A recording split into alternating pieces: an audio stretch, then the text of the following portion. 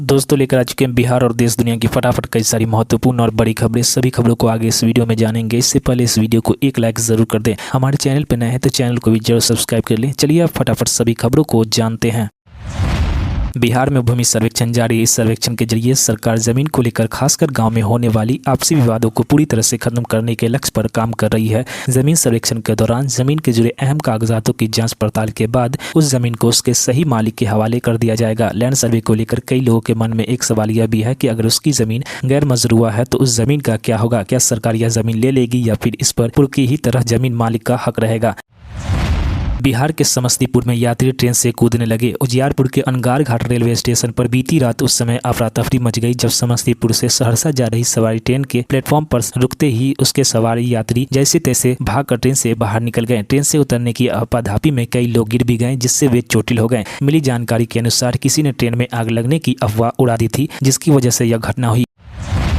बिहार के भभुआ जिले में कैम्यूर से हैरान कर देने वाली तस्वीर सामने आई है। यह तस्वीर बताती है कि राज्य में स्वास्थ्य व्यवस्था दुरुस्त करने के नाम पर योजना तो काफी बनती है लेकिन धरातल पर कितनी कामगर है। दरअसल यहां एक गर्भवती महिला को अस्पताल तक आने के लिए एम्बुलेंस तक मैसर नहीं हुआ। ऐसी हालत रही कि महिला को ठेले से अस्पताल आना पड़ा। विडंबना तो यह भी है कि नवजात को जन्म देने के बाद महिला और नवजात दोनों को ही इसी ठेले से वापस घर भी ले जाना पड़ा।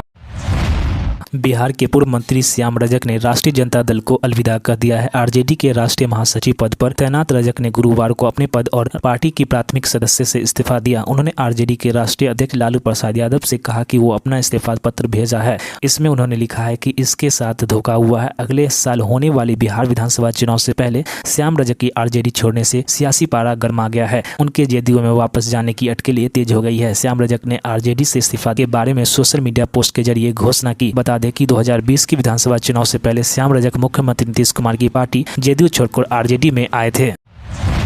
बिहार की राजधानी पटना में कांग्रेस के नेता और कार्यकर्ताओं ने भारतीय प्रतिभूति विनिमय बोर्ड की प्रमुख माधवी पुच के इस्तीफे और अडानी समूह से जुड़े मामले की जांच के लिए एक संयुक्त सदस्यीय समिति की गठन की मांग को लेकर बृहस्पतिवार को यहां प्रदर्शन किया। बिहार कांग्रेस के नेताओं ने यहां मार्च निकाला है। इस मार्च की शुरुआत ऐतिहासिक गांधी मैदान के पास स्थित गांधी मूर्ति के पास शुरू की गई। यह मार्च ईडी कार्यालय तक पहुंचा। इस मार्च का नेतृत्व बिहार प्रदेश कांग्रेस अध्यक्ष अखिलेश सिंह कर रहे थे।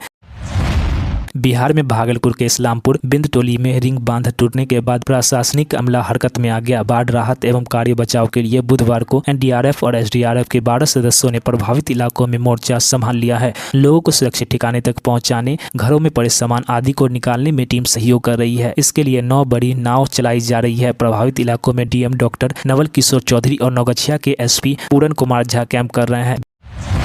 बिहार में एक बार फिर नौकरी की बहार आने वाली है। नीतीश सरकार के शिक्षा विभाग में फिर से बड़े पैमाने पर सरकारी नौकरी को लेकर बहाली निकलने वाली है। इस बात का ऐलान खुद नीतीश सरकार के कैबिनेट के मंत्री ने किया है। शिक्षा मंत्री सुनील कुमार ने कहा कि शिक्षा विभाग के अंतर्गत 1.5 लाख से अधिक पदों पर नियुक्ति होनी है। इन पदों पर बहाली के लिए अधियाचना बिहार लोक सेवा आयोग को भेज दी गई है। इसमें प्रधानाध्यापक, प्रधान शिक्षक और कंप्यूटर शिक्षक आदि शामिल है। शिक्षा मंत्री को जदयू प्रदेश कार्यालय में पत्रकारों से बात कर रहे थे। इस मौके पर उन्होंने यह भी कहा कि सभी विधायकों और विधान पार्षदों से 10-10 ऐसे सरकारी स्कूलों की सूची मांगी गई है जो जर्जर स्थिति में है।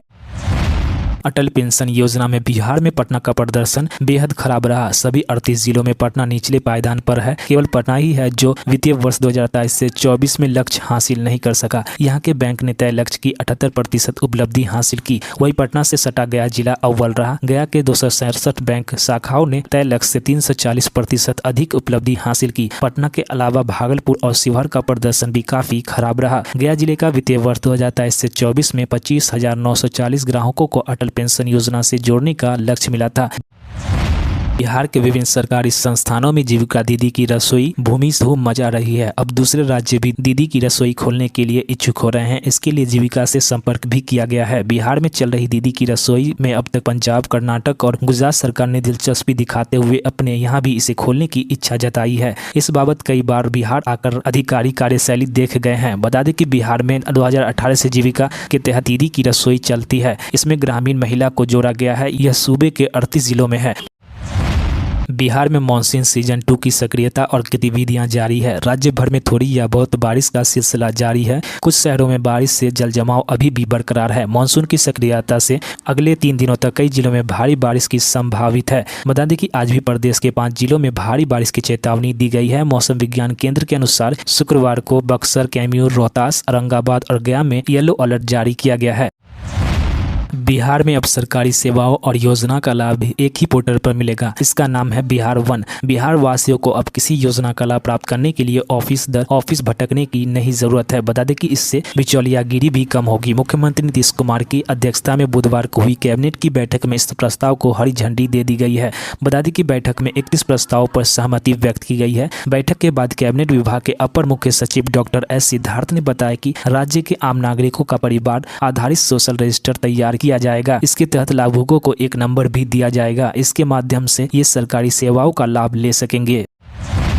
सुहेल देव भारतीय समाज पार्टी के अध्यक्ष और यूपी सरकार में कैबिनेट मंत्री ओम प्रकाश राजभर ने SC/ST आरक्षण पर सुप्रीम कोर्ट के आदेश का समर्थन किया है। राजभर ने कहा कि सपा व बसपा संविधान को नहीं मानते हैं। बाबा साहेब डॉक्टर भीमराव अंबेडकर ने कमजोरों को आरक्षण देने की बात कही है। सपा बसपा पूंजीपतियों के साथ ही IAS, चिकित्सक, इंजीनियर व अन्य संपन्न लोगों के बेटी बेटों की आरक्षण दिलाने की बात कर रही है। और आगे ओम राजभर ने दोनों दलों से पूछा कि वह क्रीमी लेयर का विरोध क्यों कर रहे हैं। सुप्रीम कोर्ट के काम पर लौटने के अनुरोध को खारिज करते हुए प्रदर्शनकारी डॉक्टरों ने अपना हड़ताल जारी रखा है। कोलकाता के एक अस्पताल में महिला चिकित्सकों के साथ कथित बलात्कार और हत्या के खिलाफ यहां रेजिडेंस डॉक्टरों का अनिश्चितकालीन विरोध प्रदर्शन गुरुवार को 11वें दिन में प्रवेश कर गया। बता दें कि डॉक्टरों के विरोध प्रदर्शन के कारण दिल्ली भर के अस्पतालों में सेवाएं बुरी तरह से प्रभावित हुई। पिछले मंगलवार को सुप्रीम कोर्ट ने कोलकाता के बलात्कार और हत्या मामले का स्वतः संज्ञान लिया। कोर्ट ने डॉक्टरों और स्वास्थ्य सेवा से जुड़ी पेशेवरों की सुरक्षा सुनिश्चित करने के लिए एक पोर्टल तैयार करने के लिए 10 सदस्यीय राष्ट्रीय टास्क फोर्स का गठन भी किया है।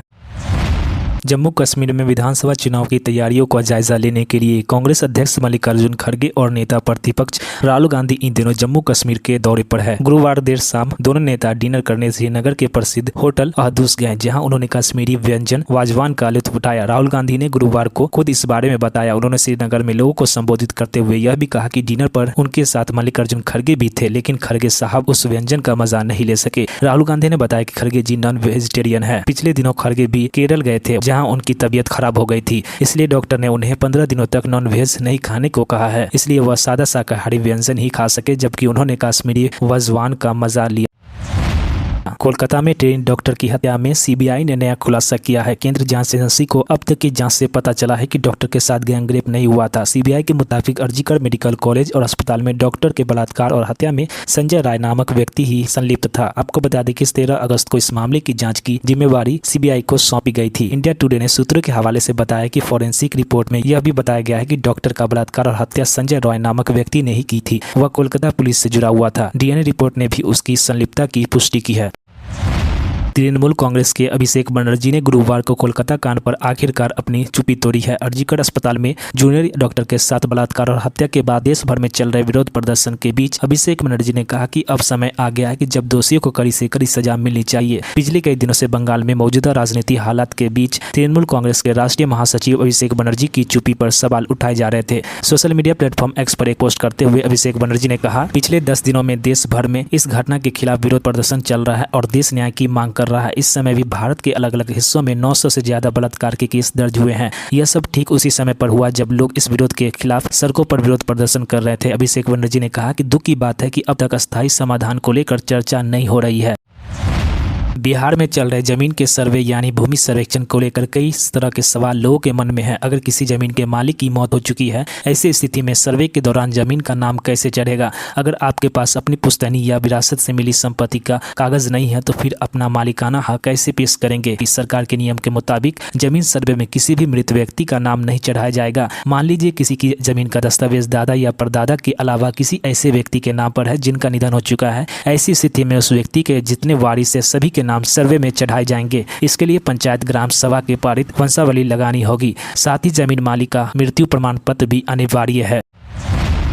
बिहार के नेता प्रतिपक्ष तेजस्वी यादव कानून व्यवस्था के मुद्दे पर लगातार नीतीश सरकार को घेर रहे हैं। हालांकि सरकार में शामिल राजनीतिक दल के नेता अक्सर तेजस्वी की बातों के जवाब में उन्हें बिहार में 15 साल पहले के जंगल राज की याद दिलाते हैं। खुद मुख्यमंत्री नीतीश कुमार भी अक्सर अपने भाषणों में साल 2005 से लेकर बिहार में क्या हुआ था कहकर लालू और राबड़ी के शासनकाल में कानून व्यवस्था की याद दिलाते रहते हैं। लेकिन अब तेजस्वी यादव ने इस पर अपनी पहली बार जवाबी हमला बोला है। राजद नेता और राज्य के पूर्व डिप्टी सीएम तेजस्वी यादव ने कहा कि 15 साल पहले की नहीं बल्कि सरकार आज की बात करे। गुरुवार को 10 सर्कुलेशन रोड स्थित आवास के समीप मीडिया से बातचीत में उन्होंने कहा कि 15 साल पहले क्या हुआ था इससे आज जनता को कोई मतलब नहीं है। आज क्या हो रहा है उसके बारे में सरकार बताए। नेता प्रतिपक्ष तेजस्वी यादव प्रसाद ने कहा कि घर के अंदर भी लोग सुरक्षित नहीं रह गए हैं। उन्होंने राज्य में बढ़ते अपराध को लेकर राज्य सरकार की आलोचना की और अपराध के मामले पर चुप्पी साधने का आरोप लगाया। राजद नेता और बिहार के पूर्व डिप्टी सीएम तेजस्वी यादव राज्य की क्राइम के मुद्दे पर लगातार बिहार सरकार को गिर रहे हैं। अब एक बार फिर तेजस्वी यादव ने मुख्यमंत्री नीतीश कुमार पर जोरदार हमला बोला है। इस बार तेजस्वी यादव ने कहा कि सीएम के आसपास रहने वाले चमचे बेलचे पैसे लेकर एसपी डीआईजी की पोस्टिंग करते हैं। मुख्यमंत्री नीतीश कुमार को बेचारा बताते हुए तेजस्वी यादव ने कहा कि राज्य की कानून व्यवस्था पर भी बिहार सरकार को घेरा। आपको बता दें कि तेजस्वी यादव ने हाजीपुर में मारे गए वार्ड पार्षद के परिजनों से वहां जाकर मुलाकात की। इसके बाद पटना में तेजस्वी यादव ने मीडिया के सामने अपनी बात रखी। तो दोस्तों इसके साथ ही खबर समाप्त होती है। और भी ऐसी खबरों के लिए इस वीडियो को एक लाइक जरूर करें। हमारे चैनल पर नए हैं तो चैनल को भी जरूर सब्सक्राइब करें। तो मिलते हैं नेक्स्ट खबरों में, तब तक के लिए जय हिंद, जय भारत, जय बिहार।